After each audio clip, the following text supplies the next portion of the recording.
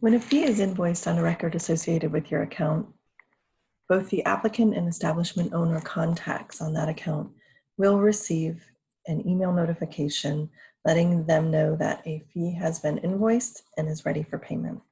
To make a payment, you will first log into your customer account.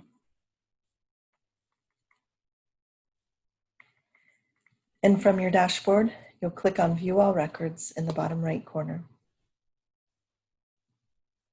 A list of all the records associated with your account will populate. We're going to focus on the right side of the screen, the action column. This column lets us know all of the available actions on any of the records within the account. We're looking for pay fees due, letting us know that there is an invoiced fee on this record that is ready for payment.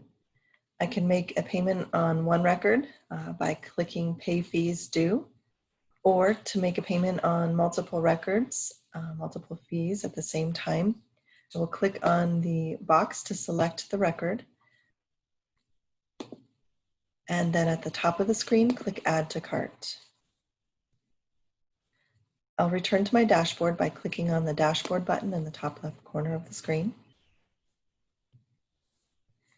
And on my dashboard, I can see my shopping cart. And on the top left, I'll click View Cart to see the contents of my shopping cart. The individual fees I selected are displayed. I can make a payment now by clicking Checkout. I can click Edit Cart to remove a fee to be paid at a later date. Or I can click Continue Shopping to continue to add fees to this cart to be paid.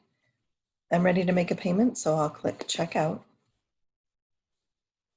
And I can choose to pay via credit card or directly from my bank account by e-check. Today, I'm going to click Pay with Credit Card and then click Submit Payment to continue. I'm now being redirected to a third-party payment page where I'll see a list of my individual transaction details. I'll scroll down to enter my credit card information. I must enter my full name, my mailing address, city, state, zip code, phone number, and email. Next, click Next to continue. I can review and edit my customer information if necessary by clicking the Edit button. If I'm satisfied with the information, I'll enter my credit card number, the expiration month and year of the credit card, the security code, and the name on the credit card. When done, click Next to continue. I can review the information again, both fields. To change information in either field, I would click Edit on the appropriate field. I'm satisfied with this information, therefore I'm going to click Submit Payment to continue.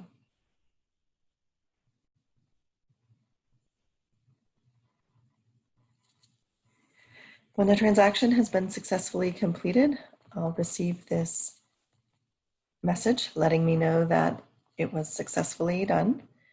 And I will receive a confirmation email to both the applicant and establishment owner contacts with a receipt included in the email. To log out, I will select Log Out in the top right-hand corner.